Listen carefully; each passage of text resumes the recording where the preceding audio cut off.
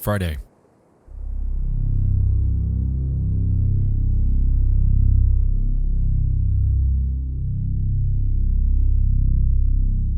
Joseph Shones was scouting some back roads in the Plumas National Forest. He spent the better part of the day navigating his Volkswagen in hopes of returning with his family the next day. However, due to harsh weather conditions, his venture led to his car becoming stuck around 5:30 p.m. Miles away from help and with dwindling options, he hopped out of his car to give it a push.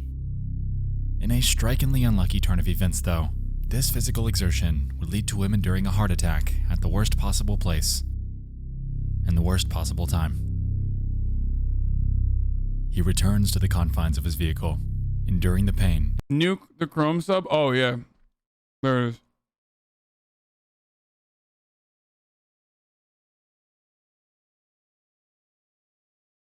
And contemplating on what to do. A short while later though, he'd catch his biggest break. Two sets of headlights coming from the opposite direction, and the shadows of what looked like a woman, a baby, and a group of guys walking towards him while engaging in conversation. After realizing that this could be his ticket home, he fumbled out of the car and began calling for help. Dude, I'm beginning to feel the same way about fucking React frogs as I do about RP frogs, where it's like they're only around for like whatever fucking video they want to watch. And the moment that it's like something that they're not fully into, they're like, get the fuck out of here. I don't want to watch this shit anymore. What the fuck are you doing? And then they literally never stick around for anything else. Like the moment I switch away from fucking reacting to like their particular YouTube video, like they're entitled as fuck, they're annoying as fuck, and they literally leave and they constantly yell about how they've actually seen the video beforehand because another fucking streamer that they literally watch has watched it. It's like, just chill out, dude. 9 months, BB. Like, stop behaving like fucking babies, man. Okay?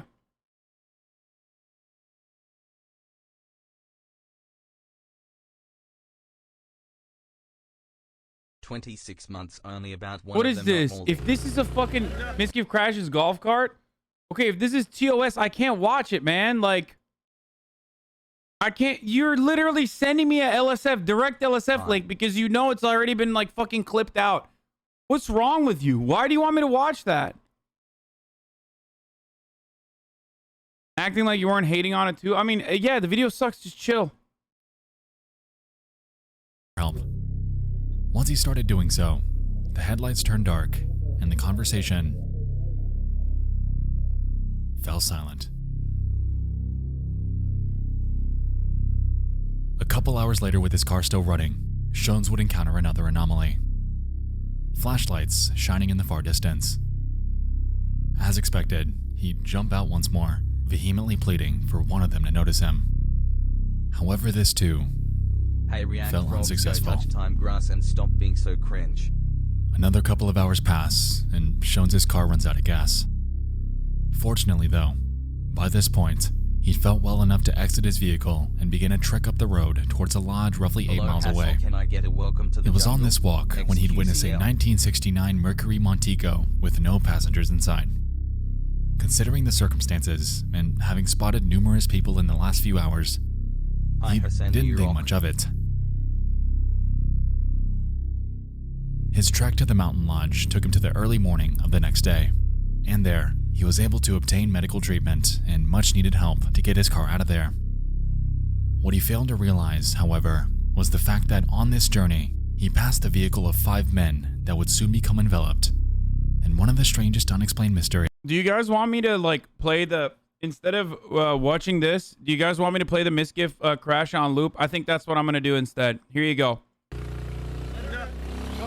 Here, we'll just keep playing it on loop until they ban me or something, okay? There you go. The amount of fucking weirdos that have come in here and been like, dude, watch this. You have to watch it. Are you happy? Hi, Hasan, you are very loved. And Is I that hope you're exciting having for a you good day guys? today. Should I keep playing it over and over again? Is there more? Would you like to watch it again? God damn, bro. Okay. Is that good? Should I play it a little bit more?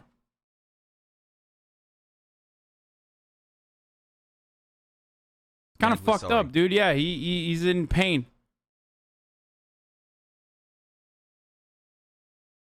Stop linking the same shit over and over again. In history.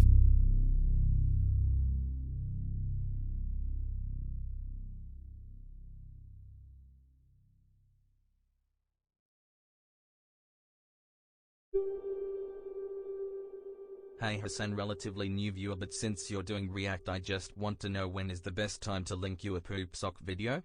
Thanks. Never. February 24th.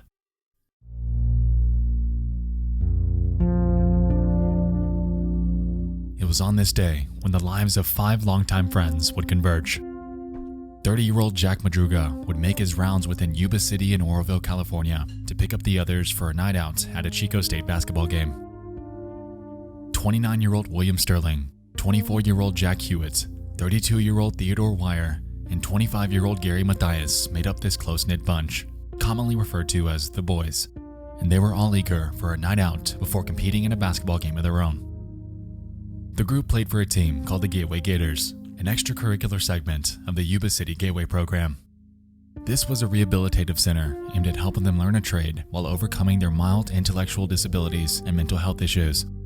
It was because of this notion that the group lived with their parents, and with this came the expectation that they'd return home later that night. Jack Madruga, the owner of his prized 1969 Mercury Montego, was known to have recently worked as a dishwasher at a local fruit company. He was keen on handling his finances. However, due to what family describes as him being slow in thought, he found it difficult to maintain a job. William Sterling was known to be Madruga's best friend. He was deeply religious and enjoyed spending his free time reading literature to console patients in mental hospitals. Ted Wire, the oldest of the bunch, enjoyed confiding in his friends, however was known to lack basic common sense. According to his brother, he was known to have spent over $100 on pencils for no reason. He was employed for a bit as a janitor and a snack bar clerk, but was later urged by his family to quit, since they believed he was causing problems. Jack Hewitt was known to be slow to react and typically hung around Wire. He was taken under his wing, so to speak, and frequently required his help to perform basic tasks such as dialing phone numbers. Gary Matthias was the most enigmatic of the group. He was the only one that lacked an intellectual disability, however in its place, suffered severe mental health issues. The most prominent was his schizophrenia, which was the cause of his discharge from his brief time in the army. Both Matthias and Jack Madruga were the only two in the group that possessed a driver's license. And so they embarked. A roughly 1-hour trip was ahead of them, and conversation ensued surrounding sports in the anticipation of a win for themselves the very next day. The boys' uniforms were already laid out back home by their parents, so they were ready to roll. Things were going good.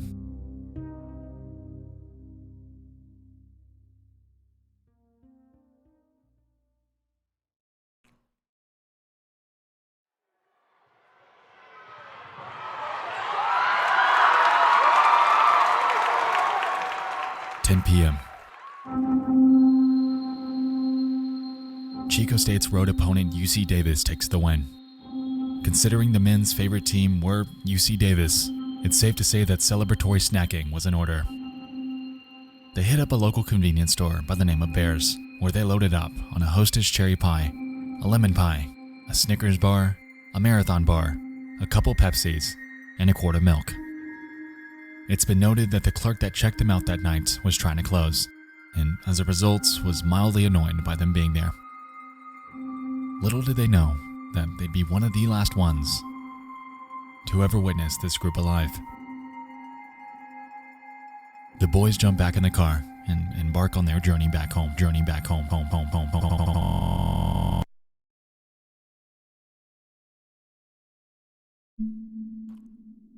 What the fuck was that, dude? That's so creepy. Why did he do that? That scared the fuck out of me, dude. That literally scared me so bad, dude. Fuck you, dude. Oh my god. They didn't make it back home that night.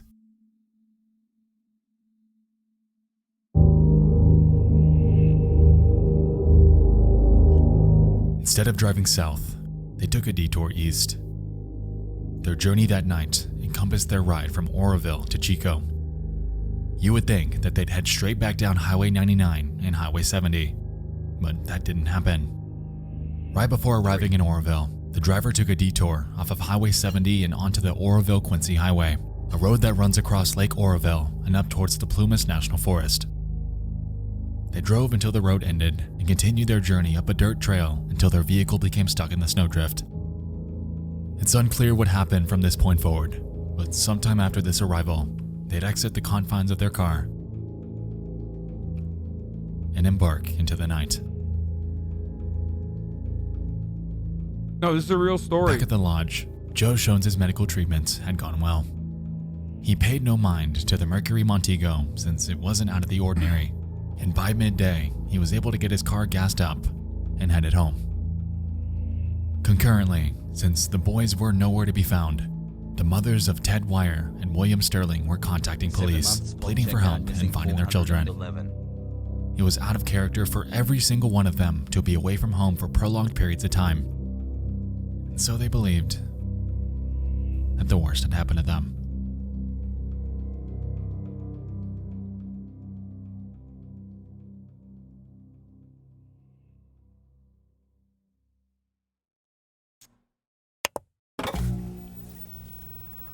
Government officials.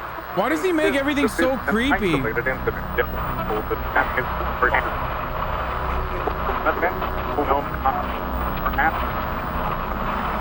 will continue to keep you informed as this story unfolds. Tuesday.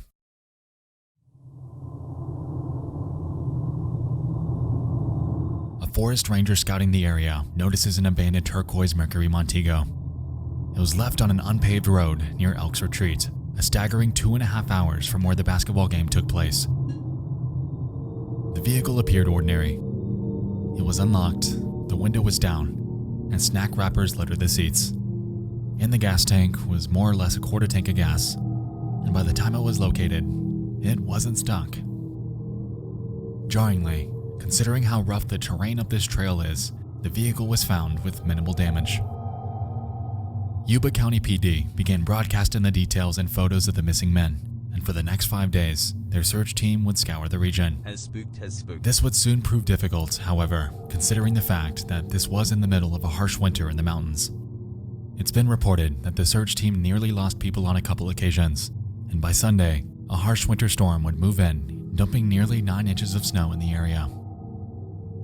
It was because of this, the environmental hazards, and the fact that time was running against them that led the police to call off the search until snowmelt that spring.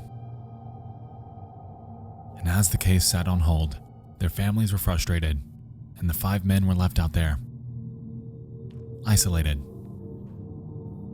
nowhere to be found. 7 months, damn, I gotta touch grass.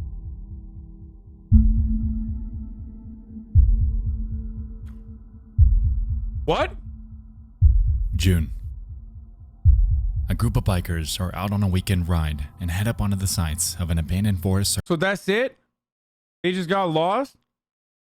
Or what's up? They're waiting for the fucking season to change so they can find the bodies. service trailer at the Daniel Zink campground near Bucks Lake. The facility involved a main What is this, fucking Canada, dude? trailer in the middle with multiple smaller satellite ones around it. Hassel chat. When they pulled in, they noticed a prominent, malodorous smell emanating from the main structure. That fucked me up again. I thought that was like literally a part of the video again. It was just my internet sucks. Immediately after, a broken window.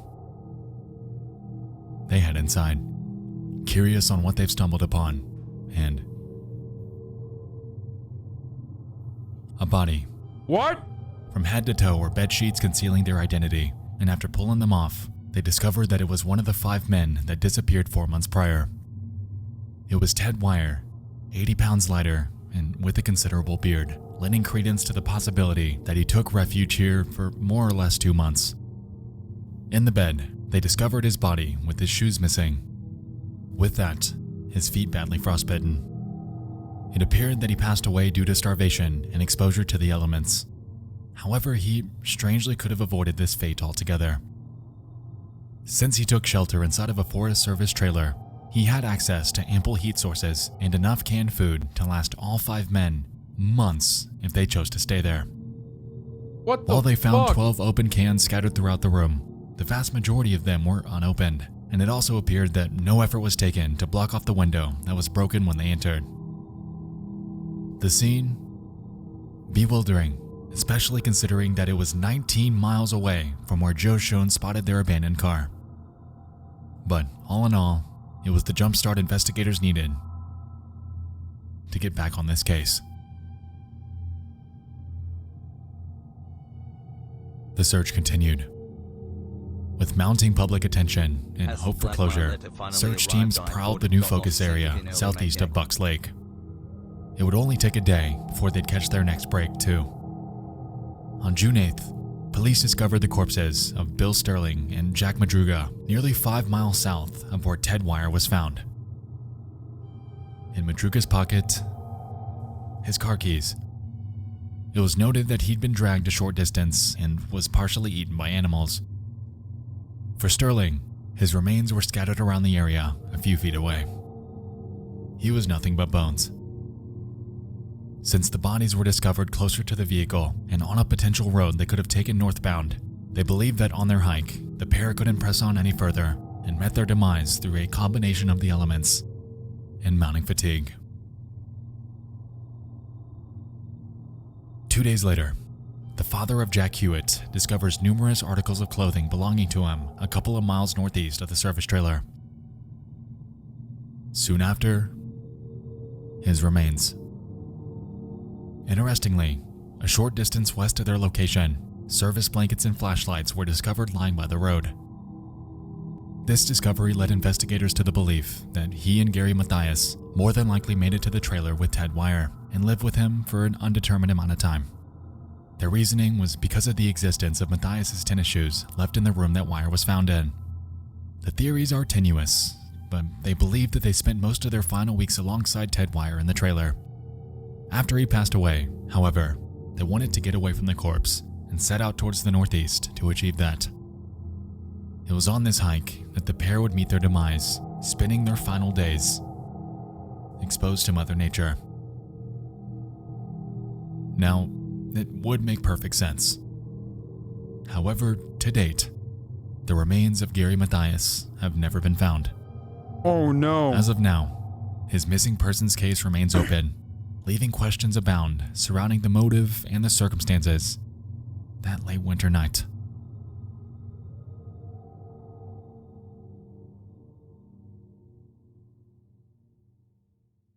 Why did they fucking call this off? Like, are the winter conditions that devastating that they couldn't... Like, that's crazy. Like, at all?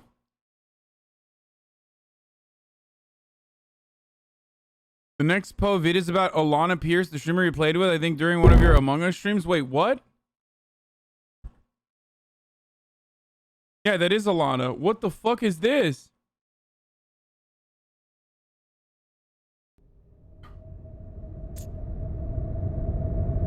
You know...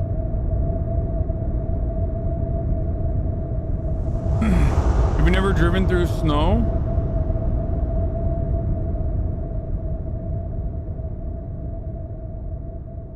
Without a doubt, there are questions about this case. The main one, though, encompasses the following. Why did they not head home?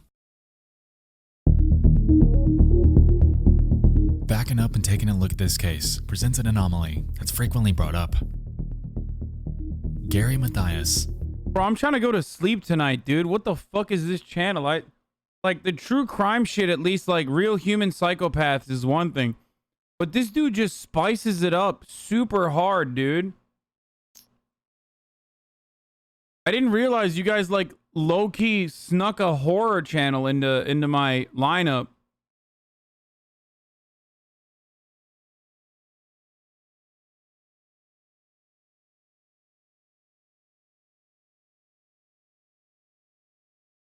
This is scary as fuck, dude.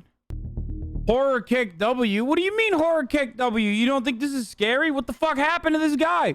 You don't know. I don't know. He had a friend that lived in Forbstown, a few miles away from Oroville and where the car was found. This has led many to consider the potential that Matthias had more to do with this than some were letting on. If we take a look at their route that night, mapping it from Chico to where they abandoned the car, it makes sense.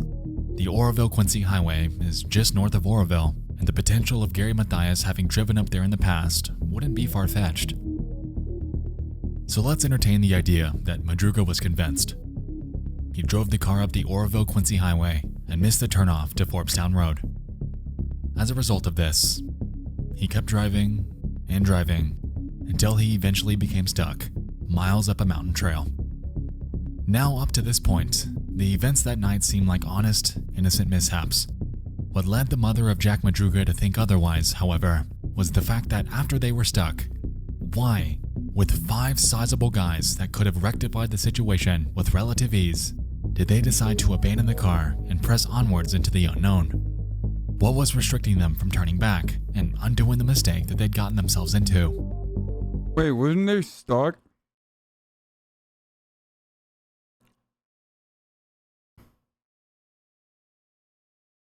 Like, weren't they literally stuck in the snow? Not really.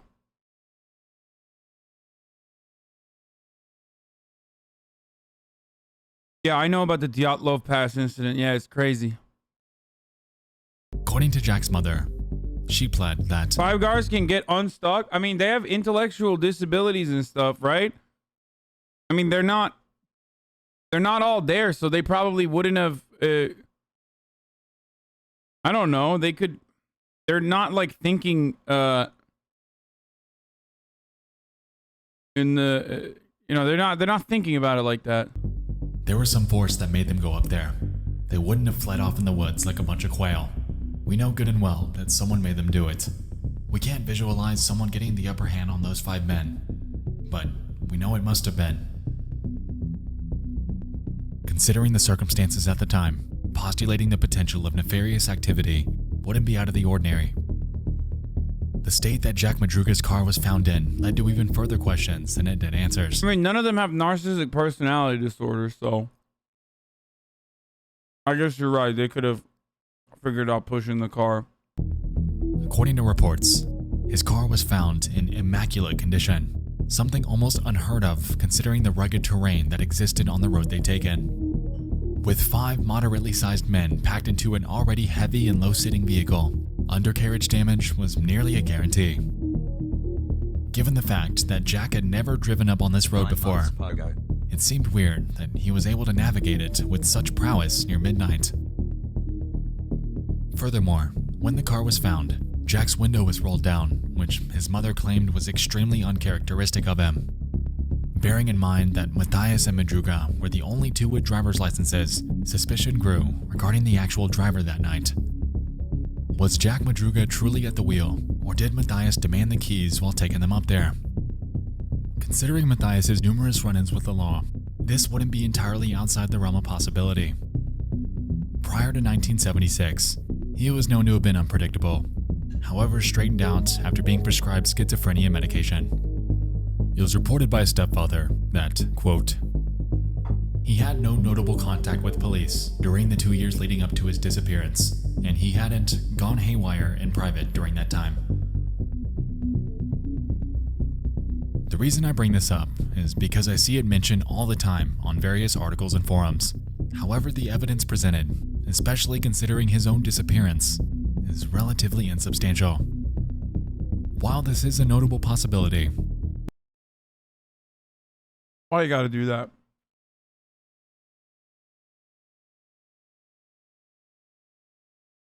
Okay. Nothing removes me from the severity of a situation like consulting Reddit threads.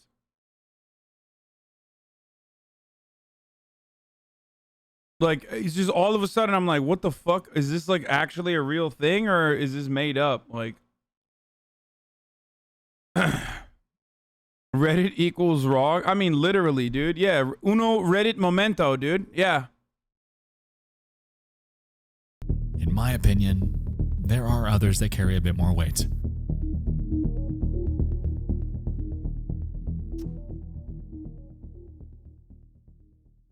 You wish you had half Let's talk about legitimacy of Joseph user. Jones. Hey, it's Nick CA. We can recall that he spent the better part of his Friday night stuck around the same area the boys were. What? It's staggering that he spent most of his night under the unluckiest of circumstances. However, I digress. In his testimony, he claimed that he witnessed something. A group. I love saying shit about Reddit because like there's always the worst kind of person in the chat that like immediately defends Reddit.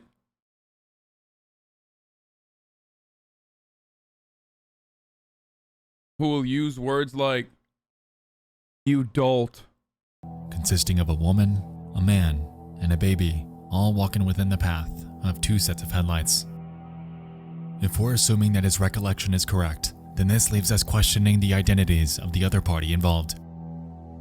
Ted Wyer's sister has come forth, theorizing on the potential that the men witnessed something nefarious that night, sometime after the basketball game. Perhaps they saw an attack or some sort of signal, whether domestic or not, and decided to follow the family to help. I'm not entirely sure how large the distance between Shones and the group he witnessed were, but hearing the cries of someone in need would surely spark some sort of desire to help instead of shutting up entirely. I find it strange that the headlights cut off and the conversations halted in both instances when he saw people.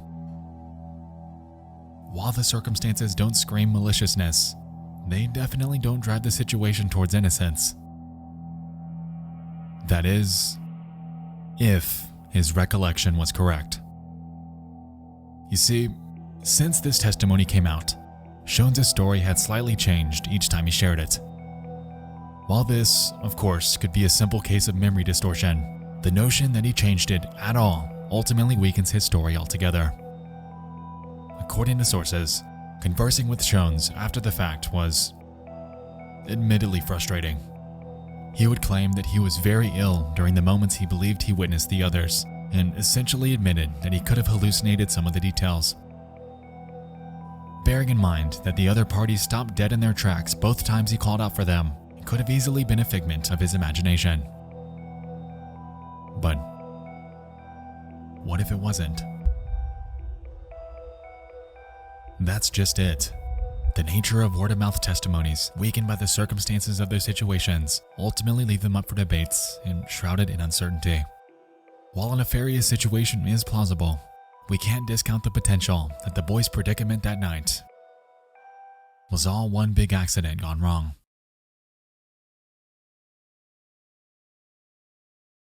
Let's put Gary Mathias in the spotlight once more. Entertain this. The men are... I'm so confused as to how the fucking guy with a heart attack was able to give like testimony. Chat, how the fuck does that work? Isn't that the guy with the heart attack?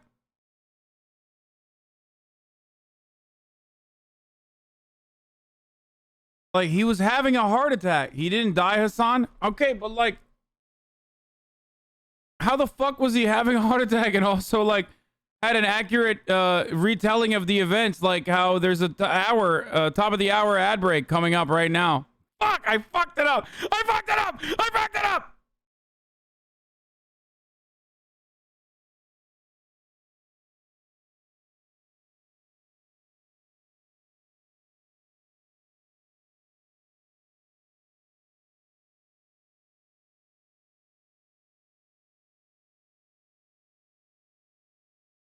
Top of the hour every hour. It's time for a 6-second ad break. Oh my god. I just said break while burping. That's kind of cool. You'd like to no longer see the ads. Chatters, all you need to do is subscribe. You can do that for $5 or for free with the Twitch Prime. I'm running the ad. You can use a VPN, ad block. Where's the ad break now? They're at the game. All's going well, and they leave that night without issue. They hit up Bears to grab some snacks before... This ridiculous debate with conservatives about perceived LGBT propaganda. Stop watching when it gets too cringe. Debate! Dylan Burns and BPF debate LGBTQ in children's media. by Politically Provoked, a 3-hour video with 4,000 views. No thanks, my friend. I think I'm going to skip that one. It seems like that's not something that I would be interested in at all. Like remotely. Debate more like jibate. Yeah, exactly. He says stop when it gets cringe. Yes, before I even got started. JJ. Before hitting the road back home. They're driving down Highway 99 towards Oroville, and somewhere on the way, Matthias convinced the others to visit his friend in nearby Forbstown. Jack agrees, and they detour right before Oroville onto the Oroville-Quincy Highway, where they eventually miss the turnoff onto Forbstown Road. The Oroville-Quincy Highway is incredibly dark at that time of night, so it would make sense.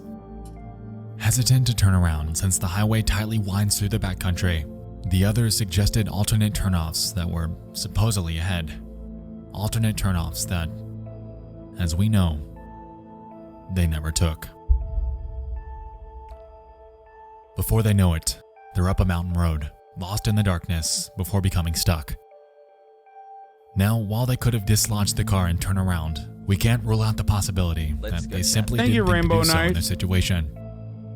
On top of this, it was reported that a day prior to their dilemma, a snowplow had cleared a path along the road that they got stuck on, potentially instilling a sense of optimism that some external party would soon be back to help. A party that never came. And so they roughly map out the nearest spot to get help, jump out of the car, and start a trek towards their destination. Since the service trailer was a whopping 19 miles away, it's safe to assume that surviving a trek of this magnitude against harsh weather is more or less a death sentence. As we know, the only ones that made it to the trailer were Matthias, Hewitt, and Wire. An undetermined amount of time later, Hewitt and Matthias would either leave to go get help for Wire or abandon his corpse and embark on yet another last-ditch effort to get themselves out of isolation. And it's on their way out that both Hewitt and Matthias both succumb to the elements, drawing their predicament to its unfortunate end. If you ask me, I think Matthias pressed on northeast, trying to make his way towards the Meadow Valley area. What he likely didn't realize, however, was the fact that it was roughly 21 miles away.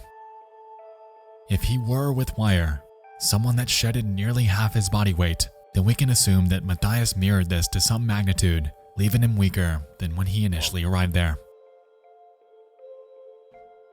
I believe Matthias... I don't understand why they didn't just like fucking chill in the cabin, one, and they just like eat all the food in the cabin with the boys. You have unlimited water from the snow. Why are you hitting me with the just forehead emote?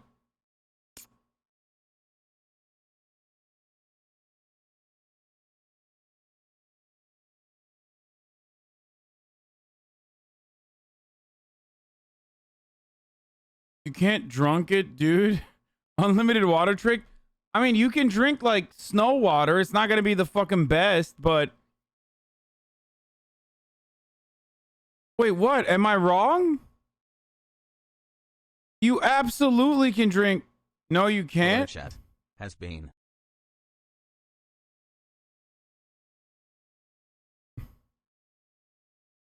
Wait, why would it... What the fuck?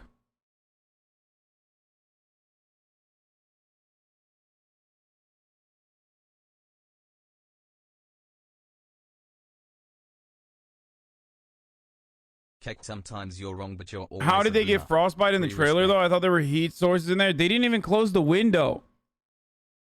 Died somewhere around the Meadow Valley region, and wildlife got to him before search teams could ever make it out there.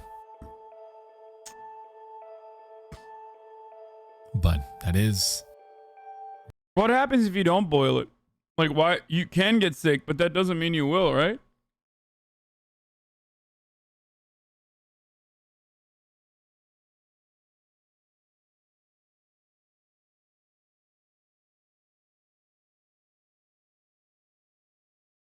Chat, shut the fuck up. You can drink it.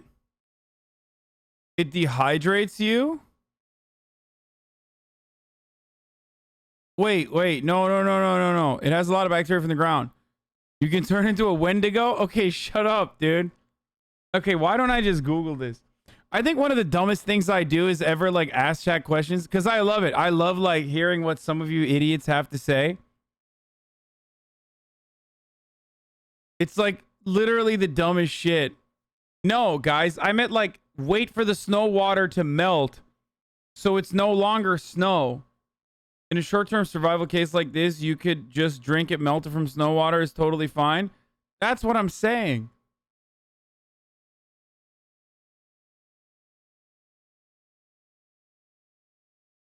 Just my postulation. The case of the boys from Yuba County is, by all accounts, one that doesn't make sense, and details that support one theory ultimately weaken the other. It seems that we have the segments in front of us, and they're mostly put together. Without the whereabouts of Matthias ever materializing, however, that's really all that we can do. Like, how was the car unscathed through rocky terrain? Why didn't they react to the cries of Joe Shones, someone they could have seen as their beacon for help? Why was the heat source and food that could have lasted them months untouched? It's cases like this that engulf me with fascination, even though there are still countless questions, countless loose ends, countless unknowns. The boys embarked on that brisk Friday night to what was supposed to be a night of sports, a night of laughter, and a night that they'd never forget. What transpired in reality were events that the world around them had been trying to piece together. Because it's all of us that can't forget them.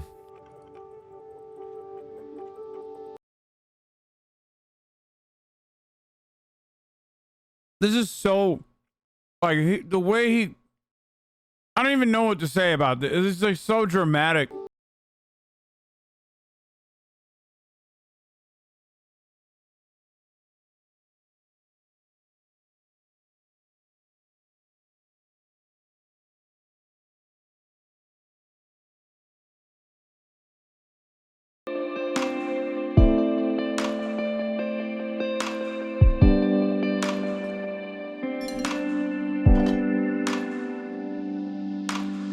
One of the comments said that mental disabilities that they had can cause them to be really anxious about taking things that aren't theirs.